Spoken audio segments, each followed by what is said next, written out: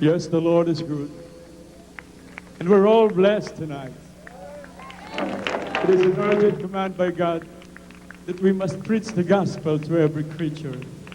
For all have sinned and come short of the glory of God, according to Romans 3:23.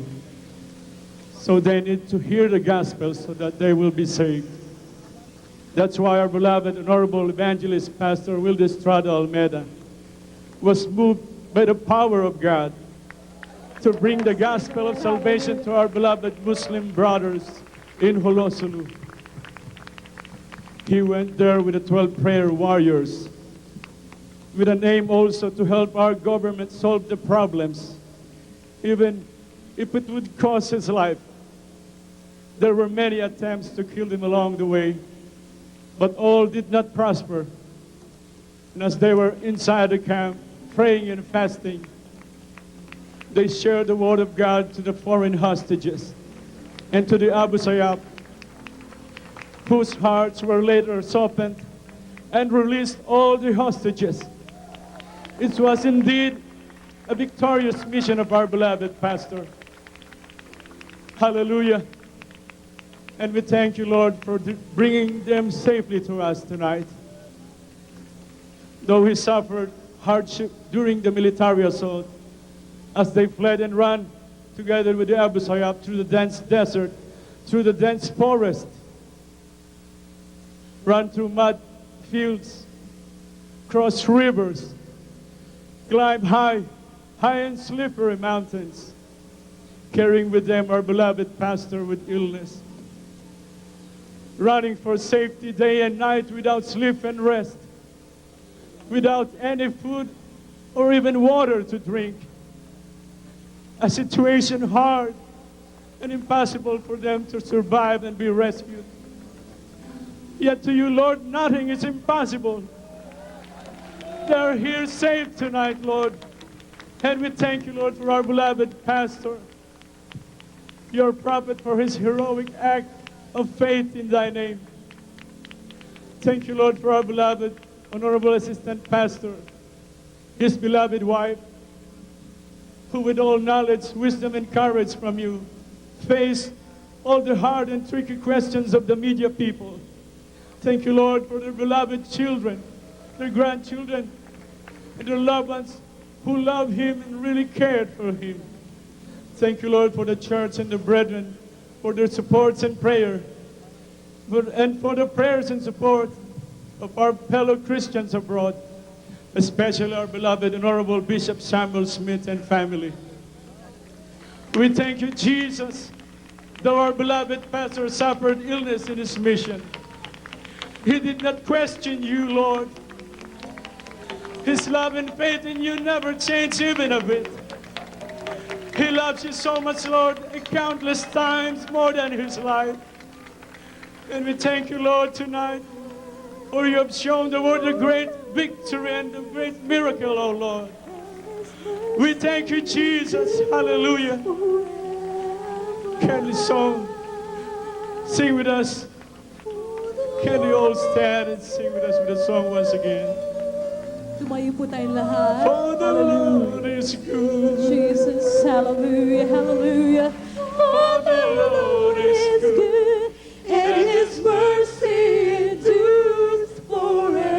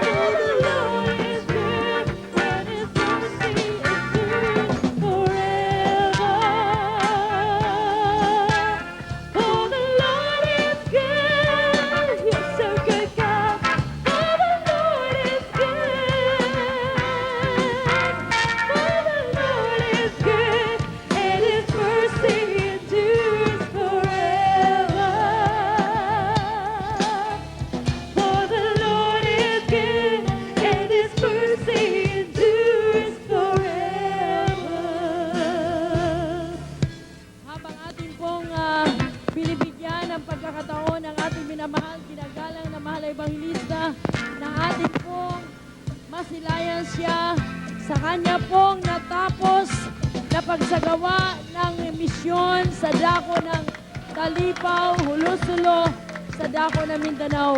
Kaya ngayon, sa pagkakataon na ito, mga minamahal naming mga kababayan, sa lahat po nagkaroon ng pagkakataon na masubaybayan ang banal na gawain na ito ng ating mahal na Panginoon. Buong puso ng abang lingkod nagbibigay papuri at pasasalamat sa ating mahal na Panginoon. Sa hindi po pangkaraniwang himala na ginawa ng mahal na Panginoon sa tao ng Diyos na kung saan ito po'y inutos sa banal na kasulatan, maging ang lahat ng mga sumasampalataya sa Kanya ay bigyan nila ng kahalagahan ang pagpapalaganap ng salita ng ating mahal na Panginoon. As the scripture says, go ye into all the world and preach the gospel to every creature. Ito ang naging sanhi ng inyong binibigyan ng pagkakataon na batikusin, alimurain, libakin. Sinabi ng banal na kasulatan, nangyari din ito sa buhay ng ating kaisa-isa at kabanal-banalang Diyos. Nung siya ay nasa lupa, meron siyang mithiin, hindi lamang ang ilan, kundi nais niya na ang lahat ay makapagsisi at makaabot at makilala ang ating mahal na Panginoong Yesus. Ayaw niya na may mapahamak. Gusto niya lahat ng tao na kanyang nilikha ay makaabot sa pagsisisi. Mga minamahal naming mga kababayan, minamahal kong mga kapatiran, sa araw na ito ay buong puso't galak na ating ibinibigay ang papuri at pasasalamat sa ating mahal na Panginoon, na ang kanyang mga salita ay hindi naging walang kabuluhan. Bawat mananampalataya, bawat mga ministro ng katotohanan, inatasan ng Diyos na humayo at mangaral ng kanyang banal na ebanghelyo sa buong lupa at sa buong kapuluan. At sa pagkakataong ito, ay minsan pang pinalaala sa atin ng mahal na Panginoon na mayroong Diyos na nais magpabatid sa inyo at magpaalala sa inyo na ngayon ang araw ng pagbabalik loob sa ating mahal na Panginoon. Nagpapadala siya ng kanyang mga propeta, nagpapadala siya ng kanyang mga ngaral upang sa ganon ang kanyang mga nilikhang tao sa mundong ito ay makapagbabalik loob sa Kanya. Kailangan pa, kagaya ni Apostol Pablo, ang sabi niya, wari bagang hindi na mahalaga sa akin ang aking buhay. Yan pa'y nasa mga gawa 20:24. Inari kong wala ng halaga ang aking buhay. May sa katuparan ko lamang ang ministeryong nilaan ng Diyos sa aking harapan.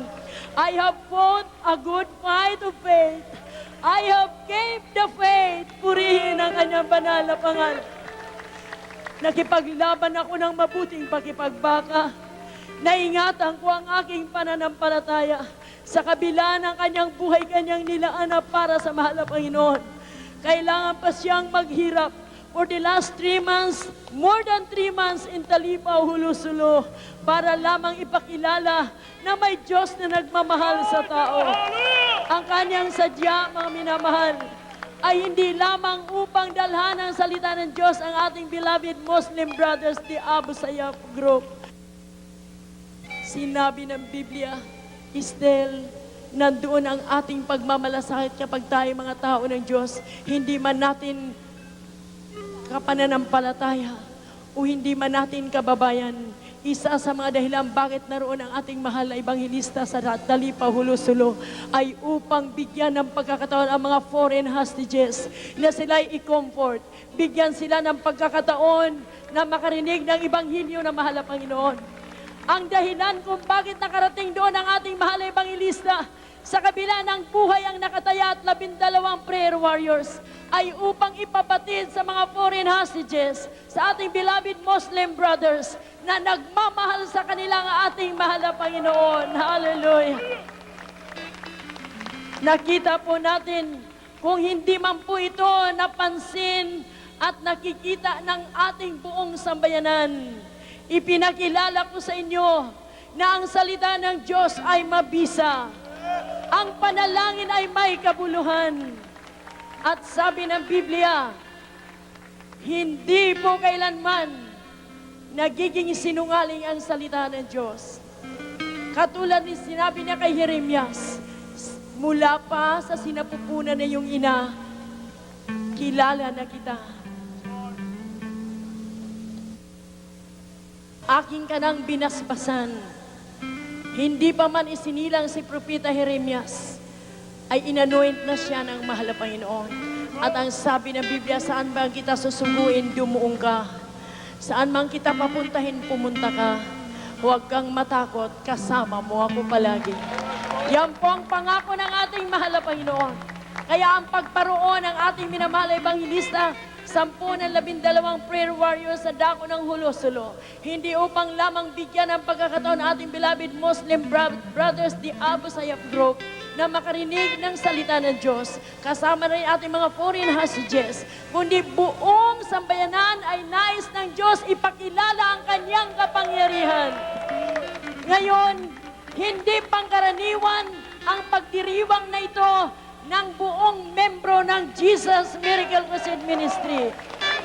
Sapagkat ang ipinagdiriwang natin ngayon ay ang kamangha-manghang gawa ng ating mahal na Panginoon. O purihin ang kanyang banal na pangalan. Wala nang pinakamabis at pinakamagaling, kundi yung ating pag-uusapan ang kamangha-manghang gawa ng Diyos. Sabi ng Biblia, huwag niyong limutin ang aking mga gawa. Alalahanin niyo palagi ang aking pagliligtas. Amen. Kaya nga po, nandirito kami upang ipaalaala at ipakilala sa buong sambayan na ang ating Diyos na dala ngayon ay siyang Diyos na nais magpakilala sa inyo at magligtas sa inyo sa anumang uring problemang kinakaharap ninyo. Lalo na sa ating minamahal na bansa na kumakaharap ngayon terribling krisis sa pananalapi, sa politika. Ngayon na tayo magkasama-sama. Ngayon tayo magkaisa na tumawag sa buhay na Diyos. Yan ang dahilan. Sabi ng Biblia, inibig ng mahal na Panginoon ang buong sanlibutan na ibinigay ang kanyang kaisa-isang anak, ang kanyang buhay na banal upang tayo'y matubos at makakilala sa Kanya. At ang buong sanlibutan ay minahal ng Diyos. Hanggat na siya ay naparito, siya ay hindi kinilala ng kanyang mga iniibig. Ang sabi ng Juan 1:10, naparito ang ating tagapagligtas, ngunit hindi siya kinilala ng kanyang minamahal na mga nilikha sa mundong ito. Bagkus ano pang ginawa sa halip na magpasalamat na dumating ang Mesiyas, dumating ang tagapagligtas, kanila pa itong pinahirapan, hinuli, pinapasan ng mabigat na cross, hindi pa nakontento roon, hindi pa nagkasya roon, kanila pang dinala sa Golgota at ipinako pang ating tagapagligtas. Gayon ang sinabi ng Biblia, kayo ay pag-uusigin dahil sa aking pangalan. Papatayin pa kayo ng mga taong hindi kikilala sa akin. Ngunit magpatuloy kayo. Sasamahan ko kayo hanggang sa kalululuhan ng sanlibutan ito. Ngayon, maari ang lahat ng mga umalipusta ng ginawang sagrado na ito ng ating minamahal na Ebanghilista, 10 ng 12 prayer warriors, ay buong sambayanan ang nakasaksi at nakarinig ng kanilang mga ibinabalita na ang ating grupo ay nanggugulo lamang sa Hulo-Sulo. Kaya nga po, nandito man ang ating minamahal at ginagalang na Secretary Robert Abintahado. Ang buong iglesia at buong ministeryo ng Jesus Miracle Crusade Ministry sa mga panahong yun ay totoong nagtatampo sa ating beloved Secretary. May mga binanggit siya na first in, first out. So, naroon na sa isipan ng aming mga membro na baliwala kami sa ating beloved Secretary at sa ating minamahal na Pangulo. Kung kaya, lalo kaming nagsusumiyasig na hindi kailanman maasahan ang tao. Ang Diyos ang nagpadala sa aming grupo doon. Ang Diyos rin ang magbababa sa kanila. Ngunit dumating ang pagkakataon ng malapay na talagang magandang programa niya sa bawat kanyang nilalang. Dumating ang pagkakataon na umabot sa lalang kalalagayan. Mahinang-mahina ng ating mahal na Ebanghilista. Doon pa, nag-assault at inutos ng ating beloved President na i-assault ang ating mga naroon sa itaas. So, walang magawa kundi sila'y sumama sa grupo na nandoon sa itaas. Dala-dala ang ating minamahal na ebanghilista. At yun lamang kaunting lakas na kanilang angkin ng mga panahon na yan, yun ang kanilang itinakbo for the last 2 weeks na pag-assault. Grabe ang hirap na dinanas, halos hindi na sila nakakainom ng tubig. Wala pong makain, walang maayos sa pahinga. Ganyan na ang kalalagayan ng ating mahal na ebanghilista. Ngunit naniniwala kami na totoong ang Diyos ay sa kasama natin. Amen. Hallelujah. Sa mga pagkakataong yun, bago nag-assault, ay nagbigay din ng mahal na Panginoon ng magandang kaparaanan. Bago in-assault ang Hulo-Sulo, Talipaw na nandun ang aming grupo, ay ang ating minamahal na Secretary Robert Abintahado ay nilapitan ng ating spokesman sa katauhan ni Brother Frank Rolla. Ang sabi namin, kung pwede lamang, ibaba muna ang aming mahal na ebanghilista, 10 na magbuhat sa kanya. Nakiusap kami sa kanya at naging maganda po ang resulta ng araw na yon ng pinag-usapan nila. Sinabi ng ating beloved Secretary, gawin ko ang lahat ng paraan na sa araw ng Sabado, pagbaba ng 2 huling French journalist na nandoon sa itaas, sikapin kong maibaba na si beloved evangelist at 4 na magbubuhat sa kanya. Gayon na lamang ang katuwaan ko, mga minamahal. Talaga pong kalahati ang nawala sa aking pasan sa mga araw na lumipas hanggang sa araw na yun na kami nakarinig ng kanyang pangungusap. Ganun na lamang ang kagalakan ni Abang Lingkod na siya'y hinipo ng ating mahal na Panginoon. Naalam po ng inyong Abang Lingkod na hindi rin po makapagpasya ang ating beloved Secretary, kundi sa approval din po ng ating minamahal na Presidente. Kaya sama-sama na po yun, yung aming pagtatampo ay napalitan ng tunay na kagalakan na ang sabi ko, mahal na Panginoon, maraming salamat sa iyo. Ikaw lahat ang nagbigay ng magandang programa na ito para magkasundo-sundo kami. At hindi pa po nagtapos doon, mga minamahal. Nung inassault na, medyo ang Abang Lingkod ay nagtatampo sa ating minamahal na Pangulo. Bakit po ang aming grupo ay hinayaan na lamang na ma-assault na hindi pa nakababa? Ngunit sabi ng Roma, all things work together for good to them that love God, to them that called according to His purpose. Lahat ay nakakabuti. Sabat yung assault na yan, doon po sila nakaranas ng terrible pong hirap at mga himala na hindi nila nakita nung sila'y nandoon pa sa kubo ng Talipaw. Nung sila'y inassault na, doon pa lalo gumawa ang Diyos ng kamangha-mangha mga himala sa assault na yan. Kaya nakakabuti po yon. At hindi pa po nagtapos doon, mga minamahal.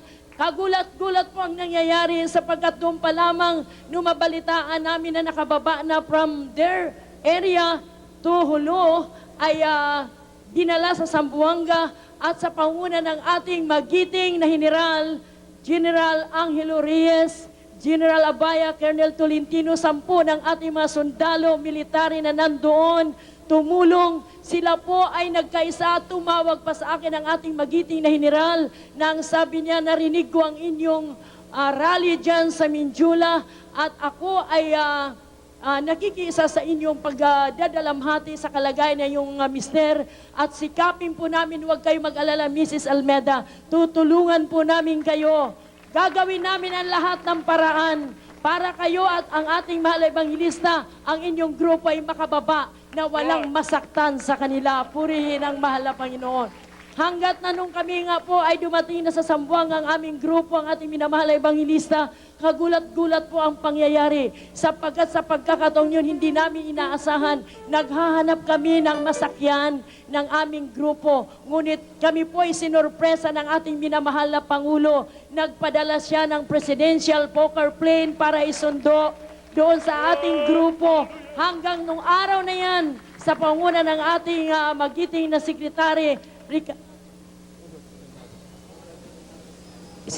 Puno, siya po ang nag-asikaso na ang sabi niya, kayo ay hinandaan ng araw na yan ng ating mahal na Presidente, dito padaanin sa Malacanang ang iyong asawa at 12 prayer warriors at naghanda siya sa araw na ito para sila ay magkita at purihin ang mahal na Panginoon. Pinalitan ang mga pagtatampo na yan ng pag-ibig, mga minamahal. Purihin ang mahal na Panginoon. Kung kaya't sa araw na ito, kami po ay nag-anyaya personal sa ating minamahal na Pangulo na masaksayan niya at makasalo namin siya sa ating pagpapasalamat. Ganun pa man, hindi man siya nakarating, narito ang ating magiting na Sekretary Robert Abintahado na kinatawa ng ating mahal na Presidente na siya po ngayon ang ating kasama sa araw na ito. 10 ng lahat ang aming mga kasamang media rito. Pagpalain kayo ng mahal na beloved Secretary at yung buong pamilya. Siya po ang kinatawa ng ating minamahal na Pangulo. Hindi man siya nakarating personal, ganun pa man nagpapasalamat kami sa presensya ng ating Honorable Secretary Robert Abintahado. Mga minamahal, kami po 10 ng ating mga kapatiran dito sa Jesus Miracle Crusade Ministry. Hindi po namin nililimot ang mabuting gawa mo sa amin, mahal na Panginoon. Hallelujah! Habang tinatawagan ko ang aming minamahal na mga anak bago magsalita ang ating mahal na Ebanghilista. You did not wait for me to draw near to you, but you let me hear your voice calling me, and I'm forever grateful to you. I'm forever grateful for the cross. I'm forever grateful to you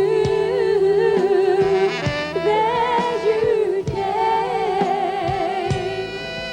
to seek and save the lost. I'm forever grateful to you. I'm forever grateful for the cross. I'm forever grateful to you, Jesus, that you came to seek and save the lost. I'm forever grateful to you, and I'm forever grateful for the cross. I'm forever grateful to you, Lord Jesus, that you came to seek and save the lost. Praise God. Hallelujah. Praise you the Lord. Ngayon po, buong kagalakan na amin pong ipinagkakalob sa inyo, mga minamahal at minamahal naming mga kababayan, ang ating minamahal na Ebanghilista sa kabila nang hindi pa po niya maituwid ng husto ang kanyang pagsasalita sa sobrang hirap at pagod at ginaw na kanyang nasagap. Please, inyo na lang po kaming unawain, sapat nais po talaga naming ibigay ang pagkakataon sa ating minamahal na Ebanghilista para makapagpaabot siya ng pasasalamat sa ating mahal na Panginoon. Pipiling tumakasasa sa iyo. Ang aking pagsasalita ay nasira sa lamig, takot sa putukan, kumbahan, hanggang sa walang pagtakot, ng pagtakot ng kamatayan. Alang sa bayan, alang sa mga may mahal sa buhay. Masahin ko ito.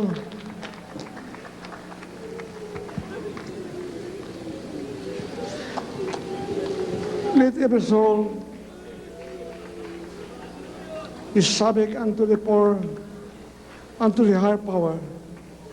For there is no power but of God. The powers that be ordained of God.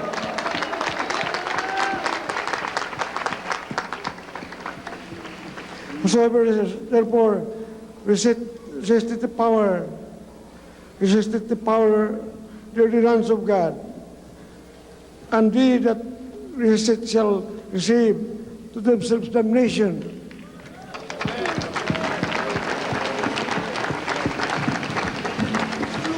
For rulers are not a terror to good works, but to the evil.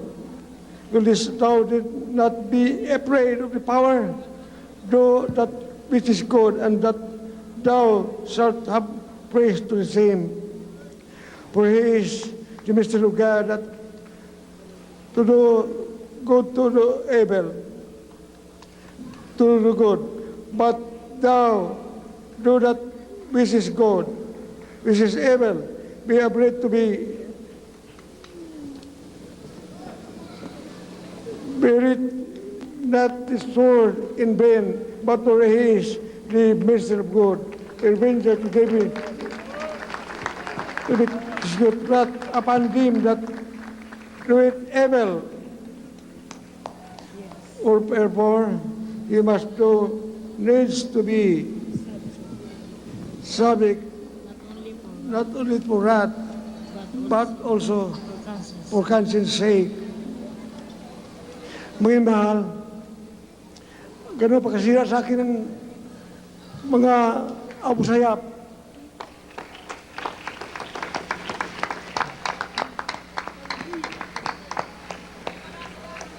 Alam ng mga kababayan ko,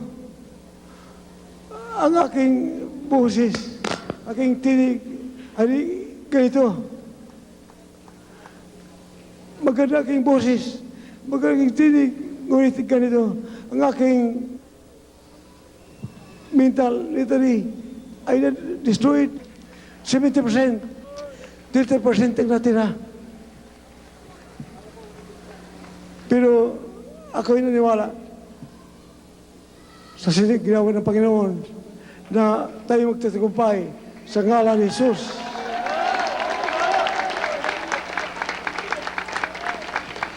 Pag napasok ka sa Abu Sayyaf, para ka lang nagpatiwakal. Pag napunta ka sa lugar ng Abu Sayyaf, wala kang pagbalik. Mga mahal, ako'y hindi makapagsalita, halos na, hindi ako mag sa inyo. Hindi ko makilala ang mga anak ko. Hindi, kahit ngayon, hindi ko isa-isa. Ang aking mga anak hindi ko kilala. Daling ang panahon, nang makilala ko rin sila.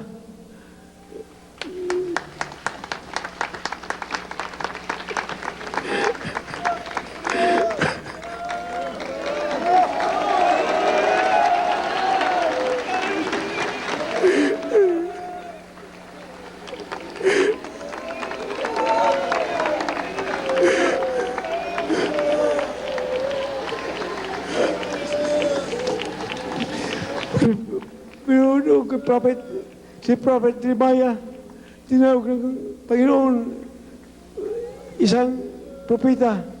Siya'y pinalo na bilanggo, walang kinain.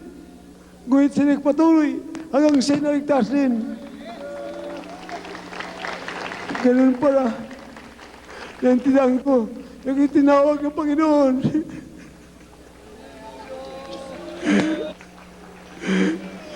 Tinawag tayo, maging propeta sa buong daigdig, minamahal.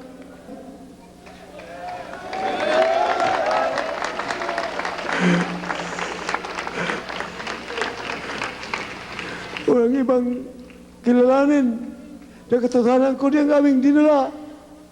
Hindi kayo mag-akit langit kundi sa pagitan ng ganito, sa pagitan ng isa lamang, isang Diyos ang aming tinuturo.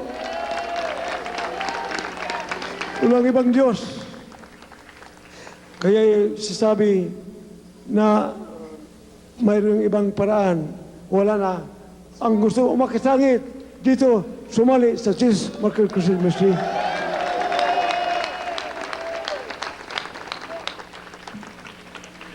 Now I repeat my heartfelt thanks and gratitude to rally behind. I rally behind Joseph Estrada. It is the scripture na igalang ang presente. Kung sino nanguna, tulungan siya. Yan sa ng Panginoon.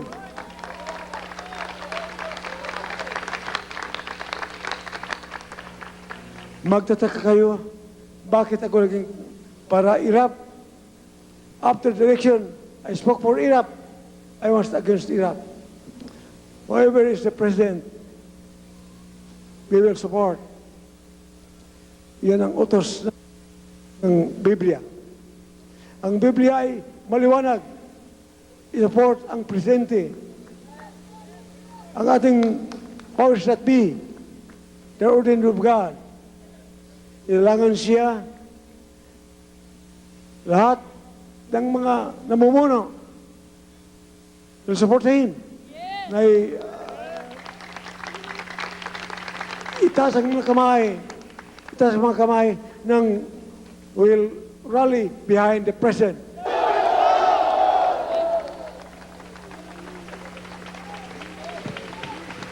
Magsalita din ako after 2 months, magsalita akong mausay. Ako'y 30, more than 1 month break in fasting. After 1 month, after 3 months, ako'y maganda magsalita na sa pangalan ni Jesus. During that time, ako'y magtatakbo na rin. God bless you. Para sa gawain ng Panginoon. I love you so much. I love you so much. I love you all. In the name of Jesus. Amen and amen. I love you all. Salamat po sa ating malapay na mahal. Nandito po ang ating beloved Attorney Oliver Lozano. Praise the Lord! Ang bagong Daniel sa aking paningin, si beloved Pastor Wilde Almeda. Ang sabi ng isang kolumnista, inilagay si Pastor Almeda sa den ng lions, ngunit hindi ginalaw si Pastor Wilde Almeda. Ang sabi ng iba, kawawa naman si Pastor sapagkat magbubumba na ang militar. Attorney Lozano, ano bang balita?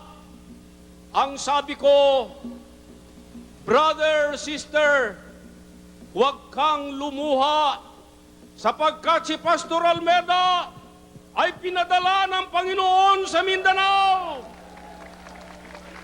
Ang mga 12 prayer warriors, pinadala ang Panginoon sa Mindanao. Sa makatuwid, ang Panginoon Diyos ang mag-uwi sa kanila na buhay. Maraming hindi naniniwala na maging tagumpay ang pagpunta ni Pastor Wilde Almeda at prayer warriors doon sa Mindanao. Ngunit, nagkaroon ng himala. Ang sabi ni Robot, ang sabi ni Gali Bandang, gusto naming patayin lahat itong mga hostages. Dumating si Pastor Wilde Almeda at 12 prayer warriors. Lumamig ang ulo namin.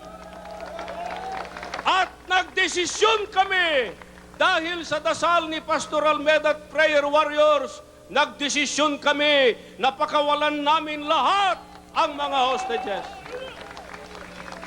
Sa makatuwid, mga kababayan, kung yung pinakamalubhang problema natin sa Mindanao ay nalutas ni Pastor Wilde Almeda, naniniwala ko na mula ngayong gabi, malulutas din ang economic crisis, mga kababayan. Ang sabi ng Panginoon, hindi mo pa nabibigkas ang inyong panalangin, alam na niya. Sa makatwid, alam ang Panginoon Diyos, ang samo natin na magkaroon ng kapayapaan ng ating bansa. Sa makatwid, sa panalangin ni Pastor Wilde Almeda, Jesus Miracle Crusade, pwede na nating ituring na matatapos na sa pinakamadaling panahon ang economic crisis and political crisis sapagkat sabi ng Panginoon, with God, nothing is impossible. And with Pastor Wilde Almeda as the instrument of God, I know that the economic and political crisis of this country will end very soon. Thank you, God, for giving us Pastor Wilde Almeida. Thank you, God, for giving us Pastor Lina Almeida. Thank you, God, for giving Jesus Miracle Crusade to us.